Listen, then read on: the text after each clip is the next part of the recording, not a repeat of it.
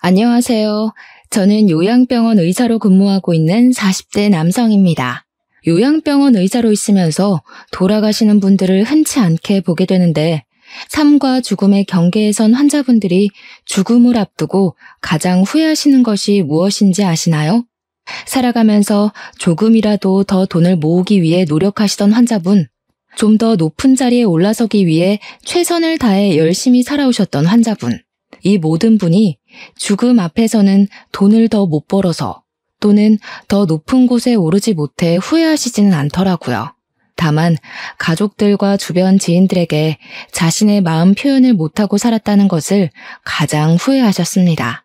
좀 더 강하게 자랐으면 하는 마음에 눈에 넣어도 아프지 않을 사랑하는 자식들에게 모진 말을 하고 말하지 않아도 자신의 마음을 다 알아줄 것이라는 생각에 옆에 있는 가족에게 사랑한다는 표현을 못하고 돈을 한 푼이라도 더 벌기 위해 가족과 따뜻한 시간을 가지지 못했던 과거가 후회된다고들 많이 하세요. 그런 모습을 자주 보았던 터라 저는 제 주변의 가족들과 조금 더 시간을 보내고 고맙다는 말이나 사랑한다는 표현을 많이 하려고 노력하고 있답니다.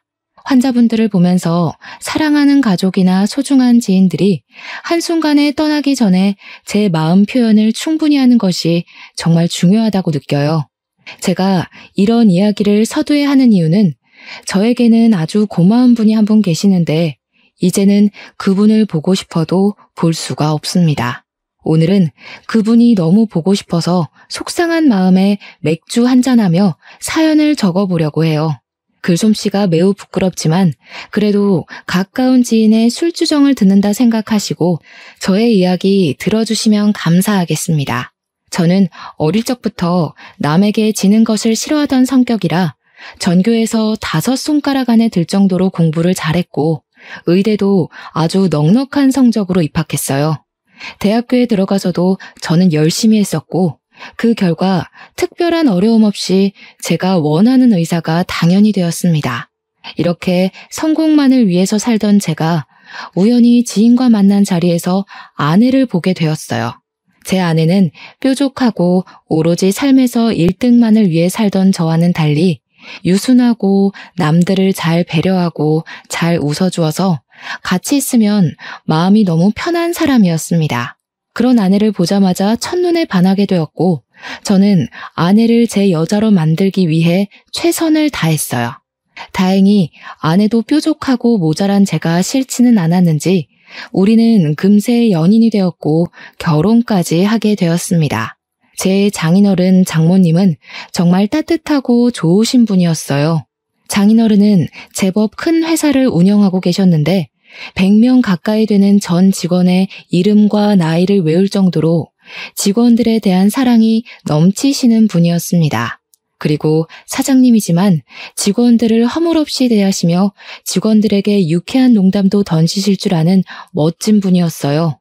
물론 가정에서도 5살 어리신 장모님께 꼬박꼬박 존댓말을 쓰시며 식사하실 때마다 장모님께 식사 준비하느라 고생했다고 하시고 설거지는 반드시 장인어른께서 직접 하셨습니다. 집의 가장이라고 절대 장인어른의 의견과 생각을 강요하시는 법도 없으셨고 무슨 일을 진행할 때도 항상 가족들 모두의 의견을 하나하나 다 물어보셨어요. 장모님 역시 장인어른과 마찬가지로 정말 인자하시고 좋으신 분이었습니다. 의사로 일하면서 이리저리 치여서 마음이 힘들고 괴로울 때 처가댁에 가면 장모님은 아무것도 묻지 않으시고 항상 제게 제철 음식들이 가득한 밥상을 주셨어요. 밖에서는 매일 치열하게 일하며 인스턴트 식품으로 허기만 대충 때우다가 장모님께서 차려주신 밥을 먹으면 왠지 몸과 마음이 건강해지는 기분이었습니다. 밥상 자체가 힐링이 되는 그런 느낌이랄까요? 제가 생각하는 장모님은 지치고 바쁜 삶에 듬직하고 아낌없이 주는 나무 같은 분이셨습니다. 저뿐만 아니라 남에게 화를 내지 않으셨고 저나 자식들에게 부탁할 법한 일도 부탁하는 일이 없으셨어요. 몸이 편찮으실 때도 의사 사위인 제가 있는데도 아무 말씀을 하지 않으셨길래 왜 말씀을 하지 않으시냐고 했더니 바깥일 하느라 바쁜 사람인데 괜히 이 늙은이가 시간 빼앗으면 안 된다고 하시던 분이십니다. 그리고 무엇보다 장모님은 돌아가신 제 외할머니와 외모부터 식성까지 너무 비슷하셨어요. 옥수수와 찹쌀떡을 좋아하시던 외할머니처럼 장모님도 옥수수와 찹쌀떡을 가장 좋아하셨고, 어린 시절 제가 외할머니 집에 놀러 갔을 때마다 주시던 고봉밥에 제철 나물 반찬들을 그대로 차려주셨습니다. 저는 장모님을 보며 어린 시절 돌아가신 외할머니를 떠올리곤 했답니다. 이렇게 배려가 깊으시고 따뜻하신 두 분 사이에서 자란 아내 역시 참으로 심성이 고운 사람이었습니다. 제가 애정 표현 같은 것을 원래 잘하지 못하고 하루하루 사는 게 바쁘기도 해서 생일이나 결혼기념일 같은 날도 잘 챙기지 못했어요. 그래도 아내는 한 번도 서운한 감정을 내비치지 않고 항상 제게 남편이 되어주어 고맙다고 말해주던 마음도 얼굴도 너무 예쁜 사람이었습니다.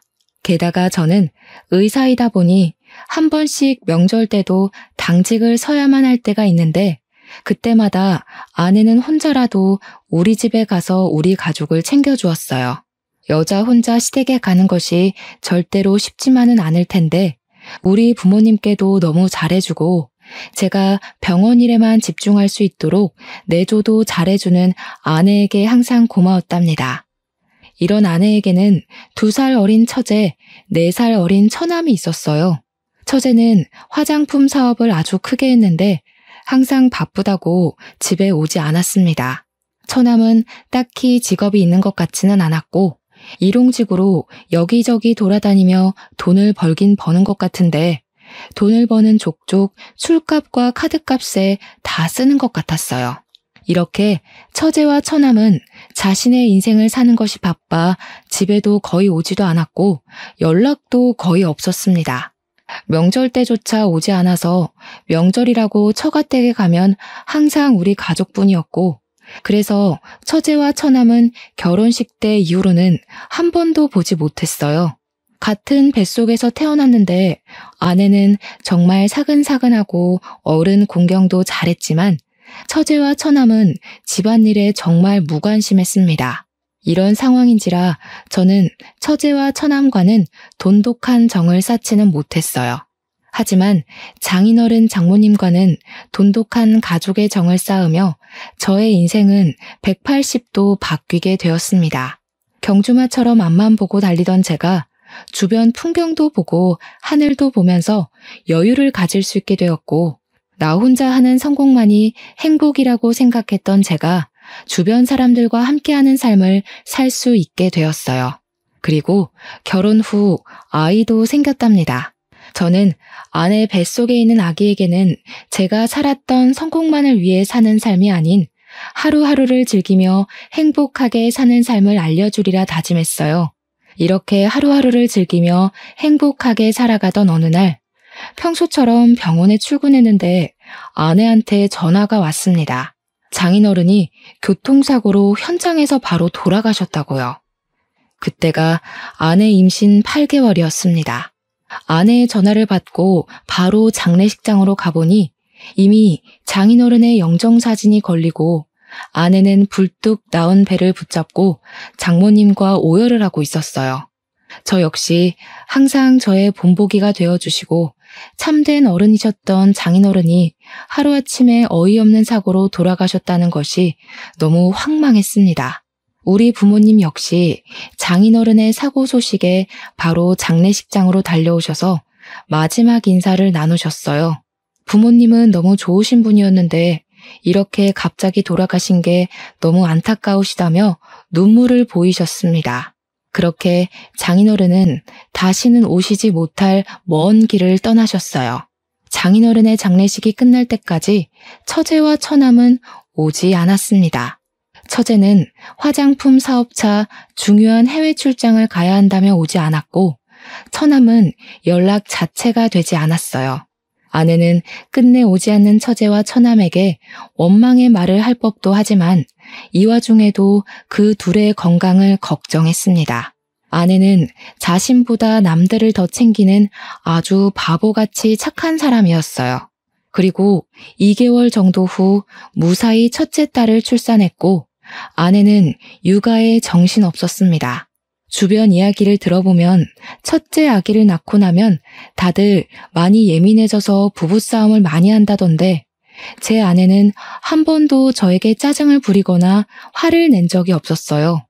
오히려 환자들 상대하느라 힘들겠다며 여전히 저를 위로하고 걱정해 주었고 제가 설거지라도 대신해 주려고 하면 온종일 환자들 보느라 힘들었을 텐데 얼른 쉬라고 하며 저를 거실로 등 떠밀었습니다.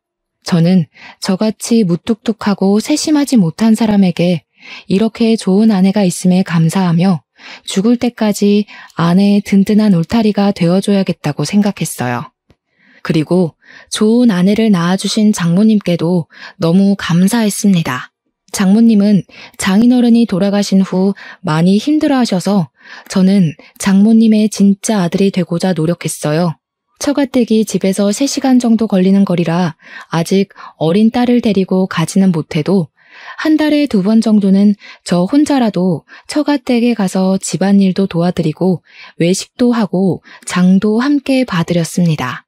장모님은 일주일 동안 일해서 주말이면 피곤할 텐데 쉬라고 하셨지만 그래도 내심 좋으신지 제가 가면 너무 반기셨고 보약과 같은 밥상을 차려주셨어요. 함께 밥을 먹으며 장모님과 저는 장인어른이 돌아가신 후로 더 많이 가까워졌답니다. 그리고 첫째 아이가 3살이 되었을 때 둘째가 생겼습니다. 아내가 첫째 아이 임신과 출산을 그렇게 힘들지 않게 했던 터라 둘째 역시 쉽게 임신과 출산을 할 수 있을 줄 알았어요. 그런데 둘째는 첫째와 다르게 입덧도 심하고 허리 통증도 심하게 오더니 출산할 때도 쉽지 않았습니다. 첫째는 진통 후 4시간 만에 아기가 나왔는데 둘째는 아기 낳으러 분만실에 들어갔지만 아기가 나오지 않았어요. 결국 수술까지 하게 되었으나 아내는 수술 후 과다출혈로 큰 병원에 갔고 눈을 영원히 감아버렸습니다. 그때가 첫째 아이는 고작 4살이었어요. 아직 엄마의 손길이 많이 필요한 어린아기가 둘이나 있는 상황에 저 혼자 육아하고 일을 할 생각하니 정말 막막했습니다. 제가 이 2딸을 잘 키울 수 있을까 걱정이 되었어요. 걱정과 눈물 속에 있는데 저에게 위로의 손길을 건네주신 분은 장모님이셨습니다. 평생을 함께 살자 다짐했을 장인어른과 헤어진 지 얼마나 됐다고 3자식 중 유일하게 항상 옆에 있어준 자식을 저 세상에 보내버린 장모님의 심정이 어떻겠습니까? 식사도 잘하지 못하시고 건강도 많이 안 좋아지셨지만 그래도 장모님은 끝까지 저를 걱정하셨고 위로해 주셨어요. 원치 않는 아내의 장례식을 치르는 동안 처제와 처남은 이번에도 역시 얼굴조차 비치지 않았습니다. 저는 솔직히 처제와 처남이 올 것으로 기대도 하지 않았어요. 자기 아버지 장례식 때도 오지 않았는데 아내의 장례식에 오겠습니까? 당연히 오지 않으리라고 생각했고 저는 제 인생에 처제와 처남은 없다고 생각하고 살기로 했습니다. 눈물의 장례식이 마친 후 저는 혼자 병원 일하며 아기까지 돌보기는 힘들고 어린이집에 보내자니 아직 마음이 놓이지 않아 베이비시터를 채용해서 아기를 맡겼어요. 다행히 베이비시터도 참 좋은 분이었고 저는 베이비시터를 믿고 마음 편히 일을 계속할 수가 있었습니다. 저는 아내의 장례식 후에도 아기들을 데리고 처가댁에 가고 싶었으나 저 혼자 어린아이들을 둘이나 데리고 장거리 운전하기가 쉬운 일이 아니었어요. 그래서 처가댁에는 가지는 못하고 대신 매일 퇴근 후 영상통화를 하며 아기들이 커가는 모습을 장모님께 보여드렸습니다. 이렇게 아내가 하늘나라에 가고 나서도 저는 장모님과 계속 연락을 주고받으며 장모님의 아들처럼 살아가고 있었어요. 시간이 흘러 어느덧 둘째 딸이 둘이 되었습니다. 장모님과 우리 가족, 그리고 지인들을 초대해서 돌잔치를 하는데 아내가 더 미치도록 보고 싶었어요. 그래도 커갈수록 아내를 똑 닮아가는 두 딸을 아내에게 선물이라 생각하고 최선을 다해 정성껏 키워야겠다고 사람들 앞에서 다짐했습니다. 그렇게 아이를 키우고 병원 일 하며 바쁘게 살아가던 어느 날이었어요. 부모님은 두 딸을 어떻게 혼자 키우려고 하냐며 아이들이 더 크기 전에 얼른 재혼하라고 했습니다. 저는 제 아내의 장례식을 하며 아내가 제 인생의 마지막 여자라고 생각했고 절대 재혼하지 않으리라 다짐했었기에 부모님의 제안이 내키지 않았어요. 게다가 저는 혼자도 아니고 아이가 둘이나 있는데 나이 많고 아이까지 있는 저와 어느 누가 결혼을 하려 하겠습니까? 만약에 제 딸들이 저와 같은 상황인 남자를 만난다고 하면 저는 결사 반대할 것 같았습니다. 저는 이런 제 상황을 말씀드리며 싫다고 했지만 부모님은 혼자가 된 제 걱정에 선을 보러 가라고 하셨어요. 저는 끝까지 싫다고 버티다가 부모님이 선자리에 나가서 싫으면 앞으로는 절대 선보라고 말하지 않겠으니 제발 딱 한 번만 나가서 밥만 먹고 오라고 하셔서 어쩔 수 없이 선자리에 나갔습니다. 부모님께서 알려주신 레스토랑으로 갔는데 창가에 앉은 여성분을 보고 저는 정말 깜짝 놀랐어요. 웃는 모습이며 옷 입는 스타일까지 저의 전 아내와 너무 닮은 여성분이 앉아 계셨거든요. 심지어 이름도 전 아내의 이름인 이혜진과 비슷한 안혜정이었습니다. 저는 얼떨떨한 표정을 지으며 자리에 앉았어요. 앉아서 같이 식사를 하며 대화를 나누는데 말투며 식성까지 모두 아내와 판박이었습니다. 정말 전 아내가 다시 살아 돌아온 것 같았어요. 그 뒤로도 몇 번 만났는데 만나면 만날수록 성격이 참 좋아 보였고 제 딸들도 보여줬는데 너무 잘해주었습니다. 그리고 두 딸 역시 친엄마처럼 잘 따랐어요. 그 뒤로 몇 번 더 만나다가 우리는 결혼을 생각하고 서로의 집에 인사를 드리러 갔습니다. 혜정 씨의 아버지는 가정적이고 인자하시고 따뜻하신 분이었고 혜정 씨의 어머니는 어린 시절 병으로 돌아가셨다고 했어요. 다른 가족들 역시 참 성격이 밝고 따뜻했고 저는 혜정 씨의 가족들을 보며 더 큰 호감이 생겼습니다. 우리는 둘 다 나이도 있다 보니 빨리 살림을 합치자는 이야기가 나왔어요. 매일 하던 영상통화도 왠지 모르는 죄책감에 전화하지 못했고 그래서 장모님께 전화를 드리는 횟수가 일주일에 한 번, 한 달에 한 번까지 줄어들게 되었습니다. 그러다가 연락이 자연스럽게 끊겼고 저는 혜정 씨와 재혼을 해서 우리 아이들과 새로운 가정을 꾸리게 되었어요. 그렇게 몇 년이 지났습니다. 아내는 마치 처음부터 두 딸의 엄마였던 것처럼 딸들을 잘 챙겨주었고 딸들 역시 아내를 친엄마처럼 잘 따랐어요. 아내는 저와 가족들에게도 정말 잘해주었고 우리는 겉으로 보기에는 정말 행복한 가정을 이루고 있었습니다. 하지만 여전히 제 마음속에는 하늘나라로 간 전 아내에게 미안한 마음과 전 장모님께 재혼했다는 사실을 말씀드리지 못해 죄송스러운 마음이 가득했어요. 이렇게 행복함과 죄책감 사이에서 살아가던 저는 오랫동안 일하던 병원을 떠나 새로운 곳으로 가게 되었습니다. 그 병원은 집과도 더 가까웠고 월급도 꽤 많았으며 복지도 좋은 곳이었어요. 새로운 병원에 처음으로 출근한 날 수간호사님께 입원한 환자들에 관한 이야기를 듣는데 전 장모님과 성함, 나이가 같으신 분이 계셨습니다. 그분의 진료 차트를 보는데 뭔가 가슴이 쿵 내려앉는 기분이었어요. 저는 수간호사님께 이분은 어쩌다가 요양병원에 오셨는지 어디가 편찮으신지 물었습니다. 수간호사님은 전 장모님이 타 병원에서 치매 전 단계라고도 볼 수 있는 경도인지장애 진단을 받으셨다고 해요. 그런데 우리 병원 직원들이 확인한 결과 대화도 잘 되시고 일상생활도 충분히 가능하셨습니다. 물론 치매로 발전하지 않으려면 치료가 필요하기는 했지만 그렇다고 요양병원에 입원해야 할 만큼 심각한 단계는 아니라고 해요. 그런데도 딸이 1년 정도 전에 병원에 거의 버리다시피 맡기고 한 번도 오지 않고 병원비만 내고 있다고 합니다. 직원들이 연락해도 그냥 알아서 해달라고 하고 전화를 끊어버린다고 해요. 아들도 있다고는 들었는데 그 아들은 지금까지 단 한 번도 병원에 온 적이 없었습니다. 그러면서 수간호사님은 자식들에게 버림받으신 것 같다고 하며 현대판 고려정이 따로 없다고 했어요.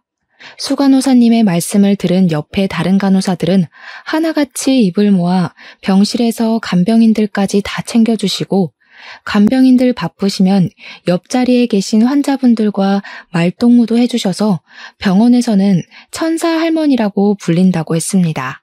여전히 전 장모님은 참 좋으신 분이었어요. 저는 이렇게 된 이상 이제는 전 장모님께 재혼 사실을 말씀드리는 것을 더는 미루면 안 되겠다는 생각이 들었습니다. 회의를 마치고 떨리는 마음으로 장모님이 계시는 병실로 갔어요. 그때 병실로 걸어가는데 정말 5만 가지 생각이 다 들었던 것 같습니다. 병실로 가는 길은 짧았지만 그 한 걸음 한 걸음이 참 무거웠고 심장이 쿵쾅거리다 못해 어지러워 쓰러질 지경이었답니다. 떨리는 마음을 부여잡고 겨우 장모님이 계시는 병실 문을 열었어요. 전 장모님은 제 얼굴을 보자마자 바로 제 이름을 부르시며 어떻게 여기에 있냐고 하셨습니다. 장모님, 이제야 나타나서 죄송해요. 저 이제 이 병원에서 근무하게 되었어요. 그동안 연락도 드리지 못하고 찾아뵙지 못해서 죄송합니다. 아유, 무슨 그런 소리를 해. 죄송하긴 뭐가 죄송해. 젊은 사람이 어린아이 둘이나 데리고 살려면 당연히 바쁘게 살아야지. 나는 그냥 야무진 우리 김서방이 잘 살고 있겠거니 했어. 그런데 요새 무슨 힘든 일 있어? 왜 이렇게 얼굴이 상했어? 내가 우리 김서방 밥 한번 해줘야 하는데 이 꼴이 되어버려서 못 해주겠네. 죄송해요, 장모님. 사실 저 재혼했어요. 혜진이랑 똑같이 너무 비슷한 여자 만나서 재혼했어요. 정말 죄송해요. 재혼했구나. 사실 연락이 없길래 재혼했겠거니 했어. 그래도 잘했네. 아이도 있는 젊은 남자가 당연히 재혼해야지. 왜 안 해? 그리고 이게 뭐가 죄송할 일이야? 그런 소리 하지 말게나. 아이들에게 엄마도 생기고 정말 잘 됐어. 내 딸 혜진이가 먼저 간 것은 안타깝지만 그래도 이 땅에서 산 사람은 삶을 이어나가야지. 안 그래? 그러니 나에게 죄송해하지도 말고 그저 아이들과 잘 살기만 하면 돼. 알았지? 저는 재혼한 사실을 정말 어렵게 털어놨지만 전 장모님은 제 손을 잡으며 너무 잘했다고 하시며 저를 탓하지 않으셨습니다. 이러한 전 장모님께 너무 감사했고 그동안 연락을 드리지 못해서 죄송한 마음에 눈물이 났어요. 저는 전 장모님을 껴안고 어린아이처럼 소리내어 엉엉 울었고 같은 병실을 쓰고 계시던 다른 할머니들과 간병인 분들도 저와 전 장모님의 모습을 보고는 다들 눈물을 흘리셨습니다. 이날 이후 병원의 간호사들과 직원들도 저와 전 장모님의 관계를 알게 되었어요. 그 뒤로 저는 수시로 전 장모님께 들려서 건강 상태도 확인하고 말벗이 되어드렸습니다. 그리고 주말에는 아이들도 병원에 오게 해서 아이들의 진짜 외할머니이자 전 장모님을 뵙게 했고 저의 아내도 보여드렸어요. 제 아내는 본인의 어린 시절 엄마가 병으로 돌아가셔서 엄마의 정을 느끼지 못하며 살았는데 포근하고 따뜻한 전 장모님을 보니 너무 좋다고 했습니다. 전 장모님 역시 어머니의 딸 혜진이와 쏙 빼닮은 제 아내를 보며 딸이 생각나 눈물이 난다며 눈물을 글썽이셨어요. 그 뒤로 저의 아내는 너무 고맙게도 전 장모님인 어머니를 수시로 찾아가 어머니의 말동무가 되어주었고 저는 그런 아내에게 너무 고마웠습니다. 전 장모님 역시 저를 볼 때마다 너무 좋은 여자 만났다며 아이들에게 좋은 엄마를 만들어줘서 고맙다고 하시며 딸이 하늘에서 아주 기뻐할 것 같다고 하셨어요.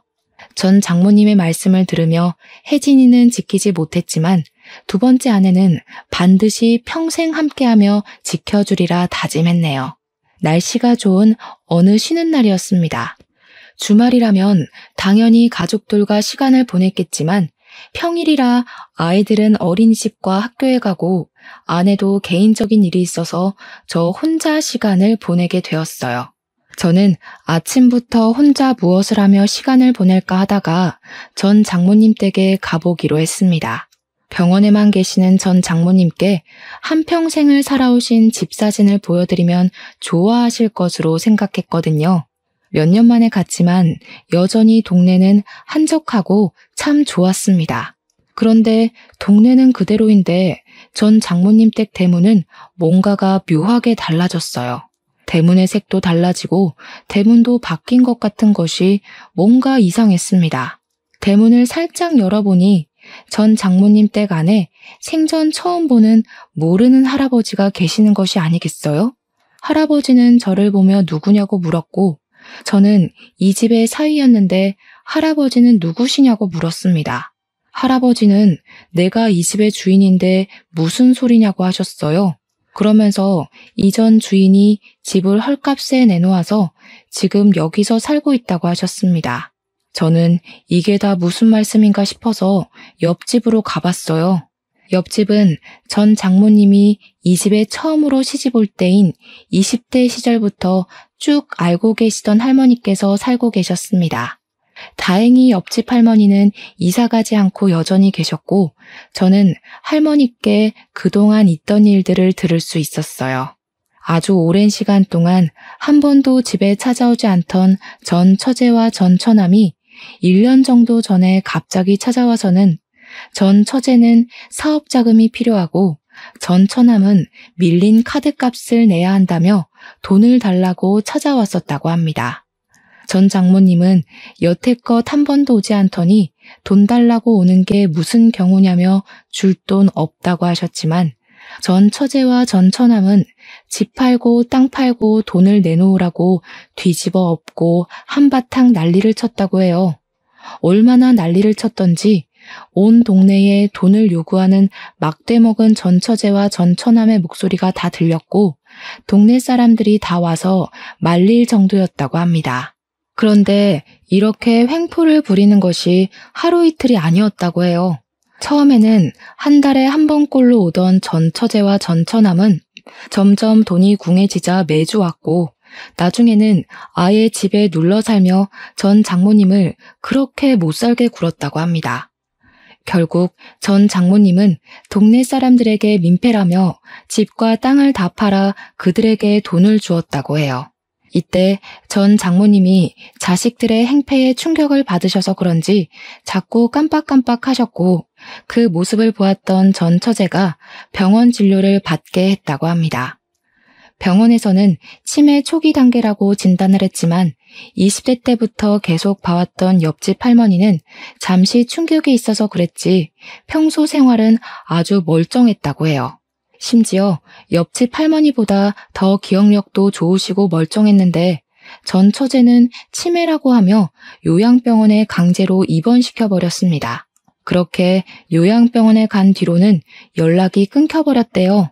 제가 옆집 할머니께 제가 지금 근무하는 병원에 어머니가 계신다고 하자 그나마 잘 되었다고 하며 너무 착하고 여린 사람인데 말년에 고생한다고 안타까워 하셨습니다. 저는 옆집 할머니의 말씀을 듣고 너무 화가 나서 견딜 수가 없어서 바로 그 집에서 나와 전 처제와 전 처남에게 전화를 했어요. 평소에 연락처 관리를 거의 안 해서 아직도 저장되어 있었습니다. 전 처남은 전화를 받지 않았고 전 처제는 제 전화를 받더니 누구냐고 했어요. 처음에는 제 이름을 말해도 누군지 모르다가 제가 전 아내의 이름을 말하자 겨우 기억해내며 무슨 일로 전화했냐고 했습니다. 처제가 장모님 입원시킨 병원이 내가 근무하는 병원이야. 지금 장모님 댁에 와서 이야기 다 들었는데 진짜 기가 막히네. 어떻게 장모님의 땅과 집 다 팔아먹게 하고 그것도 모자라서 요양병원에 강제로 입원까지 시켜? 우리가 이러든 말든 형부가 무슨 상관인데요? 아, 이제 우리 언니도 죽었으니 형부도 아니지 뭐. 괜히 우리 집 미래 신경 쓰지 마시고 아저씨가 알아서 잘 먹고 잘 사세요. 언니가 죽었으면 이제 남남이나 다른 것이 없는데 왜 남의 집 미래에 감나라 배나라예요? 그렇게 우리 엄마가 안쓰러웠으면 이런 일이 있기 전에 연락이라도 하든가. 솔직히 아저씨도 우리 언니 죽고 나서 연락 끊었잖아요. 그러면서 인제 와서 웬 착한 척? 우리 엄마 재산 좀 받을 게 없나 했는데 우리가 다 가져가서 실망했나 봐요. 뭐라고? 너희가 그러고도 사람이야? 장인어른, 내 아내 장례식도 오지 않았을 때도 사람이 아닌 것은 알았지만 세상에 이 정도인 줄은 몰랐다. 너네 그렇게 살다가 천벌받아. 너희들이 과연 그 돈으로 잘 살 수 있을 것 같아? 저희가 어떻게 살든 말든 신경 쓰지 마시고요. 아저씨는 알아서 잘 사세요. 지금 재산 못 받아서 억울해서 화풀이 하시는 모양인데 정 그리 억울하시면 제가 제 몫에 약간은 떼어드릴게요. 생각해보시고 연락주세요. 저는 사업차 바빠서 이만 끊습니다. 전 처제는 자신의 잘못이 뭔지 하나도 모른 채 아주 뻔뻔했습니다. 저는 전화를 끊은 후 바로 병원으로 달려갔어요. 늦은 밤이 돼서야 병원에 도착했는데 전 장모님은 창밖을 바라보시며 눈물을 훔치고 계셨습니다. 눈물을 흘리시는 모습을 보며 저는 제가 전 장모님을 모셔야겠다고 다짐했어요. 다행히 제 아내도 제 생각에 동의해 주었고 저보다 더 전 처제와 전 처남의 행동에 분노하며 자신도 같이 어머니로 모시겠다고 했습니다. 그 뒤로 저와 제 아내는 최선을 다해 전 장모님을 모셨어요. 그러나 전 장모님은 믿었던 큰딸은 저 세상으로 이미 갔고 남은 두 자녀에게는 버려졌다는 생각에 우울해하시고 힘들어하셨습니다. 게다가 전 처제는 제가 전 장모님이 계시는 병원에서 의사로 근무하고 있다는 사실을 알고 난 후로 병원비도 내지 않았어요. 저는 전 장모님을 그냥 보고만 있을 수 없어서 병원비를 제가 다 지급했습니다. 저와 아내가 최선을 다해 전 장모님을 모셨지만 전 장모님은 점점 상태가 안 좋아지셨어요. 그렇게 몸이 힘드신 와중에도 꼭 저와 아내에게 잊지 않고 와줘서 고맙다고 하며 우리 앞에서는 애써 웃어 보이셨습니다. 하지만 그 웃음이 저와 아내의 마음을 더 아프게 했네요. 그렇게 한 달 정도 지났습니다. 전 장모님은 앞으로 자신이 어떻게 될지 모르겠다며 유언장을 작성하셨어요. 유언장에는 딸과 아들에게 재산을 한 푼도 물려주지 않을 것이고 전 장모님의 모든 재산을 저와 아내에게 주신다고 적혀 있었습니다. 사실 전 장모님은 예전에 전 장인어른의 사망보험금을 숨겨두셨어요. 게다가 전 장모님이 살고 계셨던 곳의 땅은 전 처제와 전 처남에게 빼앗겼지만 전 장모님의 친정 동네에는 전 장모님 명의의 땅과 아파트가 있었습니다. 이 사실은 아무에게도 말하지 않아서 돌아가신 전 장인어른만 알고 계셨어요. 전 장모님은 저에게 전 장인어른의 사망보험금을 포함해서 그동안 차곡차곡 모아뒀던 통장을 건네주셨습니다. 현재 가진 재산이니 다 가지던지 좋은 곳에 쓰라고 하시면서요. 그 통장에는 3억 정도 되는 거금이 들어있었고 너무 큰 돈이라 받지 못하겠다고 하며 거절했으나 전 장모님은 제 손에 통장을 꼭 쥐어주셨습니다. 손주들이 잘하는데 하나도 못 해줬는데 이거라도 해줘야 편히 눈을 감을 수 있을 것 같아. 그러니 제발 받아줘. 그동안 자식이라고는 둘 있는데 그 둘 다 나를 뜯어먹을 생각만 하는 거 자네도 잘 알지? 그놈들에게는 괘씸해서 내 재산 한 푼도 못 남겨주겠어. 그러니 자네가 이 재산들을 받아줘. 그래도 이렇게나 큰 돈을 제가 다 받을 수는 없어요. 제가 뭘 잘했다고 이렇게 큰 돈을 주세요. 전 이 돈 못 받아요. 그런 말 마라. 자네가 없었으면 이 말년에 두 자식놈들한테 버림받고 나는 정말 쓸쓸하게 죽었을 거야. 하지만 말년에 자네를 다시 만나서 손주 녀석들 커가는 모습도 보고 또 내 딸과 너무 닮은 자네 아내의 보살핌도 받으며 아주 호강했어. 그런 자네에게 난 내 재산 전부를 줘도 하나도 아깝지 않아. 그러니까 그냥 아무 말 말고 이 통장 받아줘. 이 통장에 있는 돈은 손녀딸들 앞으로 대학 가고 시집 가는데 아주 뜻깊게 보태주길 바라네. 그리고 내가 부탁이 하나 있는데 사실 내가 유언장을 썼는데 공증을 받고 싶어. 조금 도와줄 수 있겠어? 전 장모님은 저에게 유언장을 보여주셨습니다. 유언장에는 딸과 아들에게 재산을 한 푼도 물려주지 않을 것이고 저와 제 아내에게 전 장모님의 친정 동네에 있는 전 장모님 명의의 땅과 아파트를 증여할 것이라고 적혀 있었어요. 저는 자식도 아닌 제가 전 장모님의 재산을 받은 것도 너무 과분하고 죄송스러운데 저와 제 아내에게 땅과 아파트까지 증여한다는 유언장을 보고 이건 아니라고 손사래를 쳤습니다. 내가 자식 농사를 잘못 지어서 혜진이는 잘못되고 두 놈은 아예 연을 끊고 살려고 하는데 내 재산을 어떻게 그들에게 넘겨. 내 자식은 오로지 혜진이 그리고 자네와 자네 가족뿐이네. 그러니 그냥 어머니 아니지 할머니가 주신 재산이라 생각하고 그냥 받아주게. 이 늙은이의 마지막 부탁이네. 전 장모님은 끝내 저와 아내에게 땅과 아파트까지 증여하시겠다는 유언장까지 넘겨주셨습니다. 저는 전 장모님의 끝없는 사랑에 몸둘 바를 몰랐고 전 장모님의 부탁으로 유언장 공증까지 받았어요. 그리고 며칠이 지났습니다. 저는 평소처럼 병원에서 근무하고 있는데 전 장모님이 화가 잔뜩 나서 어딘가로 전화하고 계셨어요. 무슨 일인가 하고 보니 요양병원에 버리다시피 하고 금전적인 상황이 되는데도 병원비조차 부담하려 하지 않던 전 처제가 뜬금없이 전화해서는 전 장인어른의 사망보험금을 달라고 했다는 것입니다. 뻔뻔스러운 전 처제의 요구에 전 장모님은 화가 엄청나셔서 자신의 모든 재산은 다 저에게 줄 것이라고 유언장까지 작성했다고 하며 화를 내시고 계셨어요.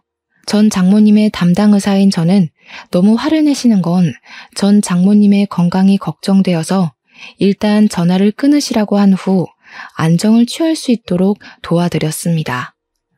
전 장모님은 제 앞에서 눈물을 흘리시며 도대체 어쩌다가 자식들이 이 모양이 됐는지 모르겠다며 너무 부끄럽다고 하셨어요. 저는 전 장모님께 뭐라 드릴 말씀이 없어서 그저 손만 잡아드리며 감정이 진정되기를 기다렸네요. 그리고 다음 날이 되었습니다.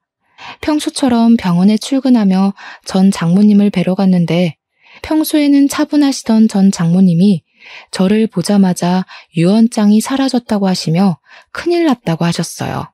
혹시나 하는 마음에 CCTV를 확인해 보니 전 장모님이 저녁에 산책을 가신 사이에 전 처제와 전 처남이 유언장을 훔쳐갔더라고요. 이 모든 장면이 CCTV에 찍혔고 저는 혹시 몰라 이 장면을 제 핸드폰과 컴퓨터에 저장해 놨습니다. 그리고 전 장모님은 다시 유언장을 작성했고 공증을 받고서는 저에게 맡기셨어요. 그 뒤로 3개월 정도가 흘렀고 전 장모님은 여전히 병원에 계셨습니다. 하루하루 건강이 악화하셨지만 저와 제 아내 앞에서는 항상 밝게 웃으시려 하셨어요. 그러던 어느 날 밤 집에서 잠을 자는데 꿈에서 전 장모님이 나타나셨습니다. 전 장모님이 우리 집까지 오셔서 환하게 웃으시고는 손을 흔들며 어디론가 가셨어요. 뭔가 느낌이 이상해서 눈을 뜨자마자 바로 병원으로 달려갔습니다. 전 장모님의 병실에 가보니 당직 의사가 전 장모님께 CPR을 하고 있었고 제가 도착했을 때 이미 전 장모님의 심장은 뛰지 않고 있었어요. 결국 이렇게 전 장모님도 가족들의 품으로 가셨고 제 아내가 빈소를 마련했습니다. 전 처제와 전 처남에게도 연락을 했지만 끝내 장례식장에 나타나지 않았어요. 장례식이 마친 후 다시 요양병원에 출근했는데 전 처제와 전 처남이 제가 일하는 병원으로 나타났습니다. 전 장모님 앞으로 땅과 아파트가 있던 것을 알고 있다며 자신들이 친자식이니 달라고 난리를 쳤어요. 내가 당신들에게 돈을 줄 것 같아? 장모님이 너네 둘한테 유산 한 푼도 안 남긴다고 유언장까지 남기셨어. 그런데 내가 어떻게 당신들에게 돈을 넘겨줘? 장례식장에도 안 오고 장모님이 어떻게 되시든 말든 신경도 안 썼던 주제에 어디서 인제 와서 뭘 잘했다고 돈 달라고 큰 소리야? 네가 뭔데 우리 집 재산을 가져가? 너 착한 우리 엄마 깨어서 우리 집 재산 꿀꺽 하려는 거지? 이 사기꾼. 넌 내가 가만 안 둬. 장모님이 착하고 좋으신 분인 것을 아는 사람이 살아계실 때 한 번도 안 나타났냐? 자식이 자식다워야 재산도 물려주지. 장모님이 그러더라. 너네한테 절대 돈 한 푼도 빼앗기지 말라고. 저와 전 처남의 대화를 들은 간호사들, 전 장모님과 같은 병실에 있으며 모든 상황을 알고 있던 다른 환자들은 전 처남과 전 처제의 뻔뻔함을 보고 욕하고 난리가 났습니다. 병실에 계시던 할머니들이 전 처남과 전 처제의 머리채까지 붙잡고 너희는 사람 새끼도 아니라며 욕설을 퍼부으셨어요. 그들은 할머니들에게 머리채를 잡히면서도 자기들 사정을 구구절절 읊기 시작하며 돈이 필요하다고 했습니다. 전 처제는 그리 잘 나가던 화장품 사업이 쫄딱 망해 급전이 필요한 상황이었고 전 처남은 사채로 쫓겨다니는 중이라 돈이 필요하다고 제발 살려달라고 하며 돈을 달라고 했어요. 그들의 사정이 딱한 건 알겠으나 안타까운 마음은 하나도 없었고 나가라고 해도 나갈 생각이 없길래 경찰에 신고해서 쫓아냈습니다. 그 뒤로 이들이 저를 상대로 유류분 반환 청구 소송을 했지만 저 역시 가만히 있을 수 없어서 변호사를 선임했어요. 무엇보다 이전에 전 장모님의 유언장까지 없애려고 한 것이 괘씸했습니다. 소송 결과 유언장을 가져갔던 것이 상속 결격 사유에 포함되어 그들의 소송은 기각되고 저는 전 장모님의 재산을 지킬 수 있었어요.